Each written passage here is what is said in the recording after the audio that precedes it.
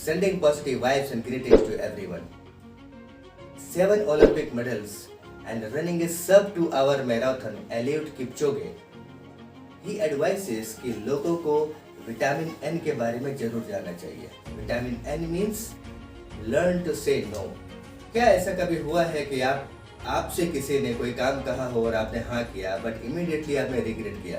Yes, many of the time we come across this situation.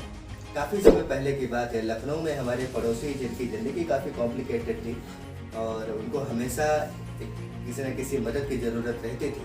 तो मैं उनका पड़ोसी था तो मैं मदद कर भी देता था, लेकिन जितना ही ज़िंदगी उनकी कॉम्प्लिकेटेड थी उतना ही वो पुअर थे मैनेजमेंट में. एक दिन मैंने उनको बुलाया और मैंने कहा देखो ऐसा नहीं चलेगा, ये चीज़ें आप फॉलो कीजिए.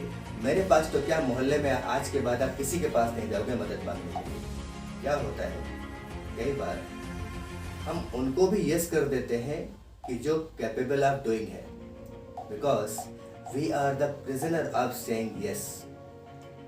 क्योंकि हमें लगता है कि अगर मैं किसी को ना बोल दूंगा तो हमारे रिलेशन खराब हो जाएंगे, बट ऐसा है नहीं. We need to learn this art to say no. जितना ही आप लोगों के लिए भागोगे उतना आप सामने वाले को लगेगा कि आप असिस्ट करने के लिए हो ना, तो आप बेसिकली उनको कमजोर कर रहे हो. जिस समय आप किसी को हाँ करते हो, उनके काम के लिए आप खड़े रहते हो, उसी समय आप अपनी ज़िंदगी में, अपनी पर्सनल लाइफ में कुछ ना कुछ आप नो कर देते हो. क्या करना चाहिए आपको? क्योंकि फर्क होता है किसी की मदद करना और यूज होने में. बहुत ही थिन लाइन है, उसको समझने की जरूरत है. अपनी पर्सनल जिंदगी को डिस्टर्ब तभी करना चाहिए जब किसी की जिंदगी में आप बहुत बड़ा इम्पैक्ट डालने वाले हो. अगर आपको नो कहना ही है तो जंक फूड को नो कहिए, ओवर ईटिंग को नो कहिए, आपको फिजूल खर्ची को नो कहिए, आपको ओवर वर्क को नो कहना चाहिए, आर्ग्यूमेंट को नो कहना चाहिए, ओवर स्लीपिंग को नो कहना चाहिए, सिगरेट स्मोकिंग ड्रिंकिंग इसको आप नो कहिए. पीस ऑफ माइंड को बिग यस कहिए.